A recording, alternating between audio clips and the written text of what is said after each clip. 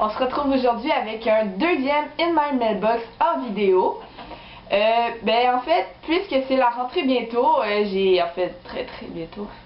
Oh non. Dans le fond, tous mes livres d'école sont achetés. Alors, j'ai décidé de vous faire une vidéo pour vous les montrer. Et j'ai aussi deux nouveaux livres en VO. Je vais vous montrer tout ça. Avant toute chose, en fait, avant de vous montrer mes livres d'école, juste vous préciser que c'est... je vais les lire seulement au fur et à mesure, quand ils vont être dans le programme, parce que là, je vais pas les lire avant, donc attendez-vous pas à avoir la chronique très bientôt. Et de deux, je fais pas la chronique nécessairement à tous les livres d'école, parce que je veux pas que ce soit une corvée dans le fond. Je fais juste des chroniques si j'ai vraiment adoré le livre, ou si je l'ai vraiment détesté, puis là dans le fond c'est un peu comme pour me venger si on veut. Donc je vais vous montrer mes livres d'école. Alors le premier, vous l'avez déjà vu plein de fois, mais je vais vous le remontrer pour vous dire que je le lis cette année. C'est La voleuse de livres de Marcus Zusak. Moi je le lis aux éditions Pocket Jeunesse. C'est ça, j'ai très hâte de le lire, mais je vous en parle pas plus longtemps parce que vous le connaissez déjà. Ensuite, un livre que j'ai pour mon cours d'anglais, ça s'appelle Night de Ellie Wilzo. Là, je trouve ça un peu bizarre comme choix de lecture de la part de notre prof, parce que je suis dans un cours quand même avancé d'anglais. D'habitude, il s'acharne à nous trouver des espèces de briques pour lire. Et là, celui-là, il est vraiment minuscule. Il y a à peine 100 pages. Vraiment. Puis, une autre chose qui m'étonne, c'est que d'habitude, ils nous font lire des livres version originale. Mais là, lui, c'est un livre à la base français qui a été traduit en anglais. Puis là, on le lit en anglais. Bref. Mais il est quand même thématique avec La voleuse de livres, parce que lui aussi, il se passe pendant la Deuxième Guerre mondiale. Dans le fond, c'est l'histoire d'un adolescent qui vivait en Transylvanie et qu'il a été déporté dans des camps de concentration. Dans le fond, c'est un témoignage parce que c'est l'histoire de l'auteur. Alors, je suis vraiment curieuse de lire ça et j'avoue qu'il a l'air quand même assez bon. Alors, vous allez peut-être avoir une chronique, ce qui est finalement intéressant. Ensuite, on a un autre livre pour l'école.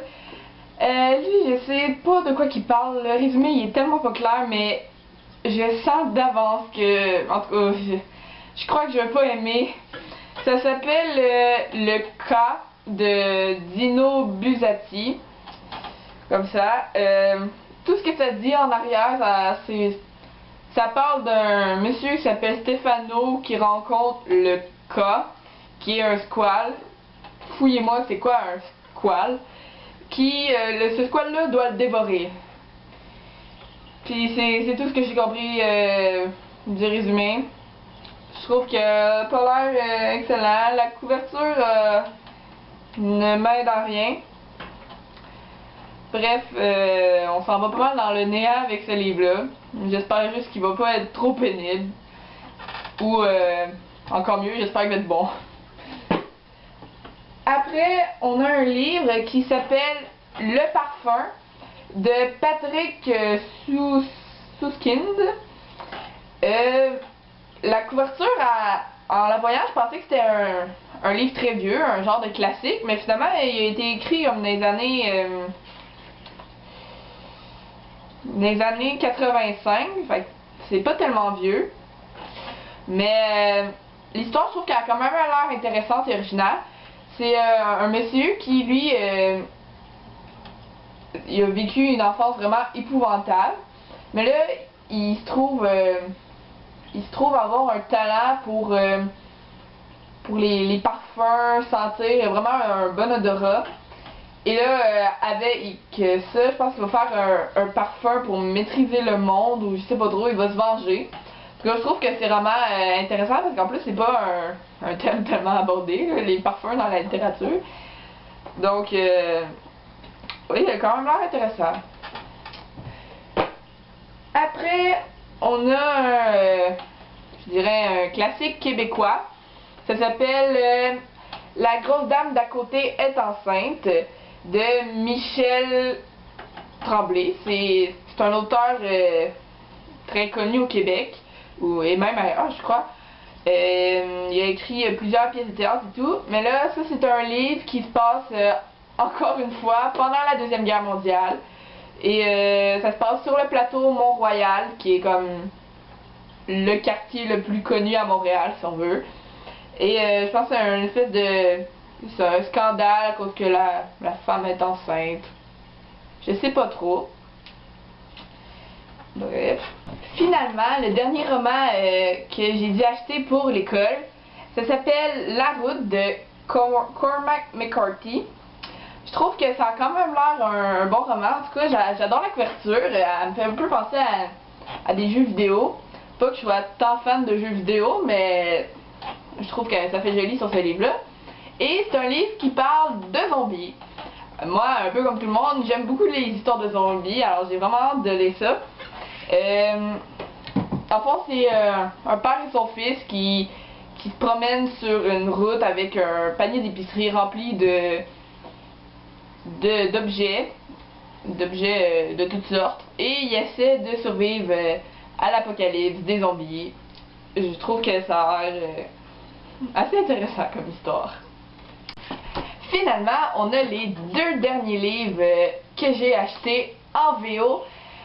En fait, pour vous expliquer un peu comment je les ai eus, il y a quelques semaines, j'étais allée à Montréal avec une amie voir le spectacle de Cody Simpson au Métropolis, si ça vous dit quelque chose. Et le Métropolis se trouve sur, à mon avis, la plus grosse rue à Montréal pour aller magasiner. Il y a tous les gros magasins de marque. Et j'ai trouvé une librairie en anglais. Là, je dois vous dire que j'étais hyper contente parce que, comme vous savez peut-être, ça fait comme 2 fois que je vais aux États-Unis et que j'essaie de trouver une librairie en anglais. Malheureusement, la chance est jamais avec moi. Alors, je pouvais jamais y aller. Et là, j'ai pu y aller. Alors, j'ai pu m'acheter 2 livres. Mais disons qu'il a fallu que j'ai choisisse très vite parce qu'on était un peu en retard pour aller au spectacle. Donc j'avais environ 5 minutes top chrono pour faire le tour de la librairie et trouver des livres. Alors déjà ça m'a peut-être pris 2 minutes de trouver le coin pour adolescents. Et quand je l'ai trouvé, ça devait être assez drôle, je pense que j'ai fait 4 fois le tour de la section en courant, en checkant tous les titres un par un, puis j'ai fini, je prenais ceux qui me disaient quelque chose, puis que ils étaient dans ma wishlist. Alors, les 2 livres que j'ai trouvés, je suis quand même vraiment contente. J'aurais aimé avoir plus de temps pour regarder les livres, mais vous allez voir, c'est des super livres que j'ai trouvés. Alors, le premier que j'ai trouvé, c'est The Unbecoming of Mara Dyer, le tome 1 de, je crois que c'est une trilogie, qui est assez populaire sur internet et tout. Elle me faisait vraiment envie, la couverture est magnifique et le résumé est hyper intriguant. Alors j'étais hyper contente de tomber dessus. C'est écrit par Michelle Hodkin et c'est aux éditions Simmons & Schuster. Alors je vais essayer d'aller très bientôt, probablement d'ici cet hiver, parce que j'ai vraiment hâte de le lire.